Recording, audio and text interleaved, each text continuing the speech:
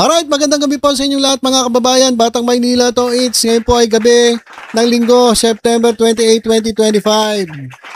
At eto na mga kababayan. Kaya pala mga kababayan. Why are you so protective of the Discayas? I am not protecting the Discayas. Mabuti na itanong mo yan na Mr. President. Pwede ba nating i-record ito? Yan po yung sagutan diyan po sa Senado, doon po sa sa investigasyon ng Blue Ribbon Committee dito po sa flood control anomalies. Nagkasagutan po doon si Senator Ping Lacson, itong chairman ng Blue Ribbon, at itong si Senator Marcoleta, dati pong chairman ng Blue Ribbon Committee. Nagkasagutan po sila sapagkat gusto kasi ni Marcoleta na talagang isailalim itong mga Diskaya sa Witness Protection Program at igawing state witness itong mga Diskayas. Di ba natanong nga ni Panfilo Lacson, why are you so protective of the Diskayas? I am not protecting the Diskayas. Sabi ni Marcoleta. Kaya pala mga kababayan, sabi ko sa inyo merong sariling interest. Kasi imposibleng gano'n na lang katindi ang pagmamahal ni Marcoleta dito sa mga Diskaya. So, eto na mga kababayan. Kaya pala.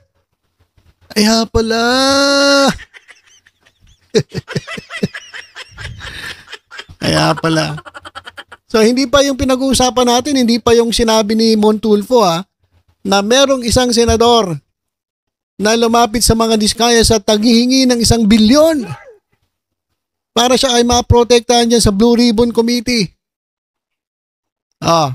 Nung hawak pa ni Marcoleta yung Blue Ribbon, noon pa yon.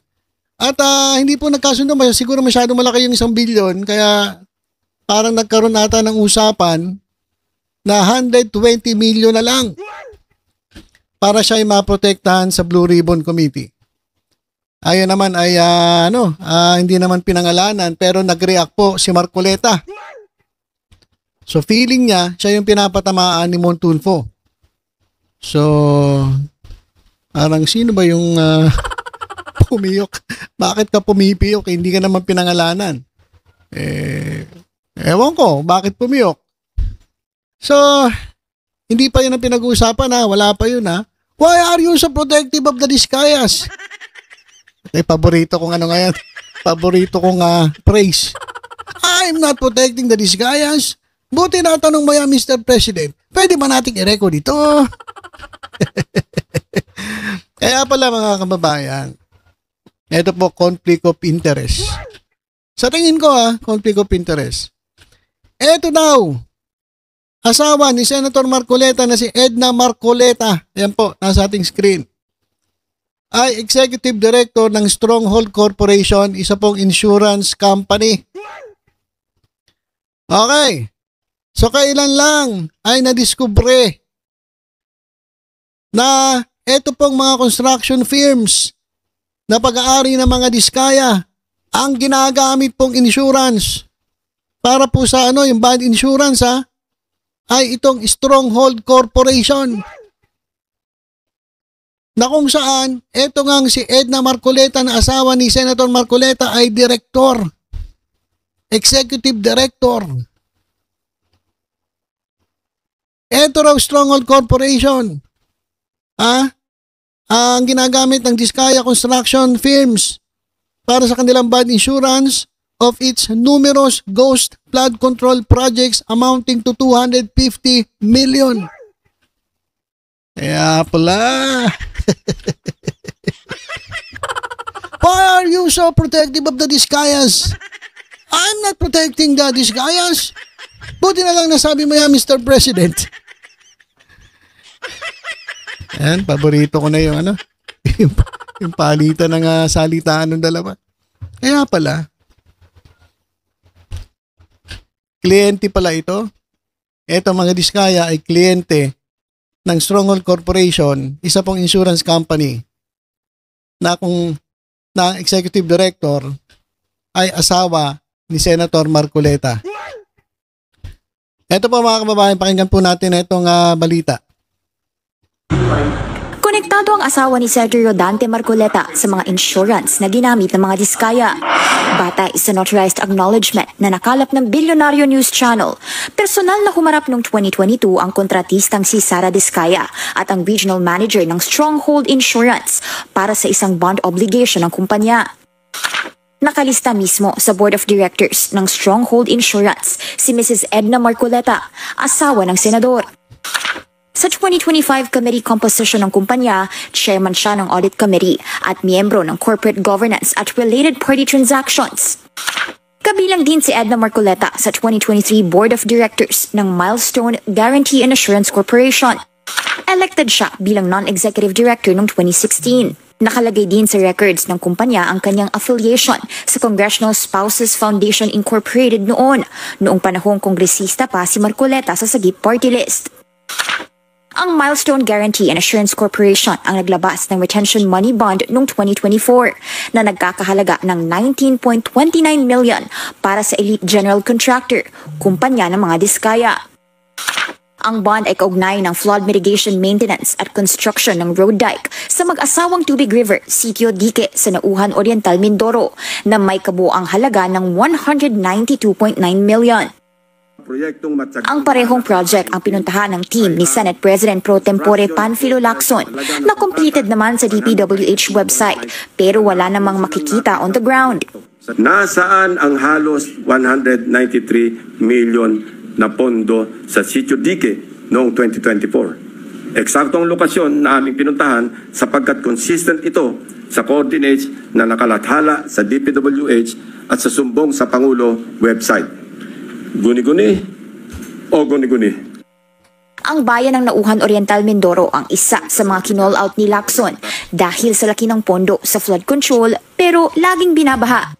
May ilan pang di umano'y Agila projects sa Nauhan na galing sa congressional insertions. Ang Agila ang isa sa initiatives ni Oriental Mindoro Representative Arnan Panaligan. Nahugot daw ang mga ito sa unprogrammed funds na hindi naman dapat madaling ma-access ng mga kongresista. Kung saan may multimillion projects, dumadapo ang Agila. Pero lubog pa rin sa baha ang nadadapuan ng Agila. Una nang itinanggi ni Panaligan ang involvement sa mga implementasyon sa maanumalyang proyekto sa lalawigan. Spotted si Panaligan noong 2024 sa isang ribbon-cutting ceremony ng Stronghold Insurance sa Mindoro, kung saan nag-expand ang kanilang branch. Matatanda ang nagtalo na noon sina Lacson at Marcoleta hinggil sa Diskaya couple na iminungkahi ni Marcoleta na isailalim sa Witness Protection Program. Hindi ito pinirmahan ng DOJ at ng Senate President. Why are you so protective? Why are you so protective? I am not protecting them. Mabuti sinabi mo yan, Mr. Chair. Pwede ba natin i-record ito? Sa kasalukuyan, no comment si Senador Marcoleta sa tanong kung may conflict of interest ba sa involvement ng kanyang asawa. Sa ngayon, revoke na ang lisensya ng mga kumpanya ng Diskayas. Protected witnesses sila at under evaluation ang paghiling na maging state witnesses. Okay, so yan mga kababayan. Kaya pala. Kaya pala ganun na lang. Ang pagmamahal ni Marcoleta dito sa mga Diskaya. Yan naman pala, ito po ay kliyente nung kumpanya, insurance company, na kung saan executive director ang kanyang misis. Nako.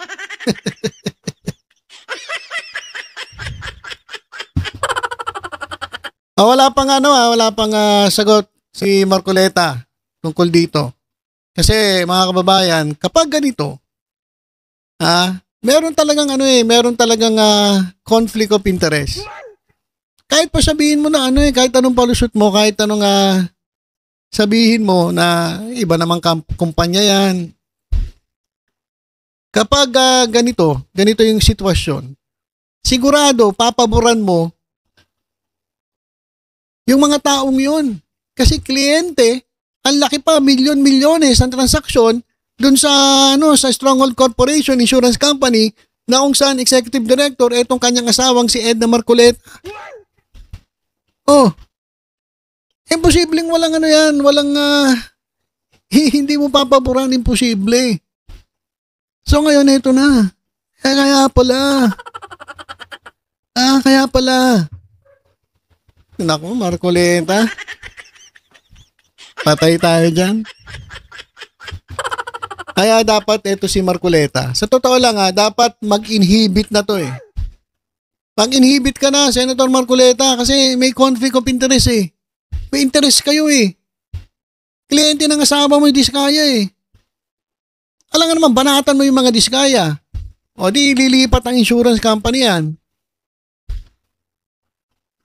O. May pakinabang yung pamilya mo eh. May pakinabang si Mrs. eh. Doon sa mga Diskaya.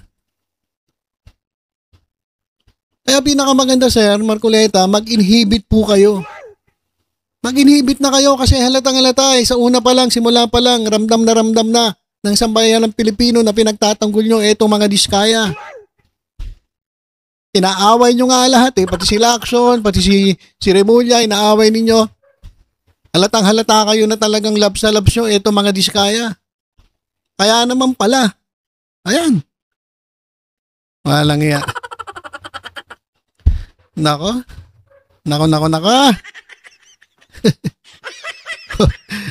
Ano masasabi niyo mga kababayan? Mag-iingay na naman yan si Marcoleta. Ayan, binasa ko lang yan Binasa ko lang yan Oh, mag-iingay na naman yan si Marcoleta. Nako. Ayan tingnan ninyo. Kaya naman pala talagang nagkakaalaman talaga ng lumalabas talaga ang katotohanan eh. Lumalabas ang totoo. Ngayon, ano kaya masasabi mo, Senator Marcoleta? Ano ito? Wala bang conflict of interest? Talaga bang sinusunod mo lang ang batas? Sinusunod niya lang daw ang batas. Ayan po daw ang nasa konstitusyon, yan po nasa batas. Kaya kinakailangan mabigyan ng Witness Protection Program eto mga Diskaya. Yung pala. Bilib na sana ako eh. Talaga sinusunod mo yung batas. Bilib na bilib ang mga didilis dito eh. Bilib na bilib. Kasi talagang ipinagtatanggol ni Marcoleta ang batas. Yung pala, may self-interest. O kahit hindi na self-interest, may interest yung asawa niya.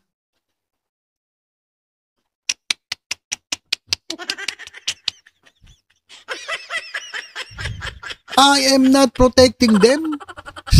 Marcoleta. Why are you so protective of the Diskayas? I am not protecting them. Buti na sabi mo yan, Mr. President. Pwede mo natin i-record to. Kabisaduhin niyo mga kababayan. Napakagandang yan. Pwede po yun sa pelikula mga kababayan. Pang-pelikula po yun.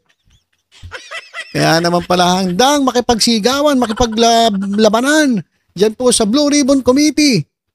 Kasi po, ayan, kliyente pala ng insurance company na ang executive director, asawa mismo ni Senator Marcoleta. Sabi nga ni Mark Gamboa, kaya pala pag ganon lang si Diskaya, masyado silang confident sa nangyayari kasi pala insured. Insured pala. At matindi na ito mga kababayan, yung insurance ay nabigyan pa ng isa pang insurance. Mas lalong tumindi yung insurance. Kasi nga, asawa pa nung executive director ng insurance, yung nandun sa Senado. Naku po. Kaya pala, Marcoleta. Kaya pala. So ayan mga kababayan, comment po tayong lahat. Sabihin nyo na lahat ang gusto nyo sabihin. May conflict of interest ba? Dapat ba mag-inhibit si Marcoleta? Paki-comment lang po mga kababayan. So, yun lang po muna. Kapag meron po tayong update, babalita ko po agad sa inyo. Kapag nagsalita po si Marcoleta, ako sigurado magsasalita yan doon sa Net25. Yung kasama niyang dalawa, lagi sila nag-uusap, silang tatlo. Sigurado mag-uusap-usap yun. At pag-usapan nila tong naabo ko. Naabo ko po. Na talagang may conflict of interest. Hindi maganda to. Hindi maganda. Dapat talaga, para sa akin, mag-inhibit si Marcoleta. Diyan po sa Blue Ribbon Committee. Lalong-lalo na kapag ang pinag-usapan yung mga diskaya. Alright, so, ayun lang. Tutok-tutok lang po dito sa Batang Maynila to. Ingat po tayong lahat. God bless po.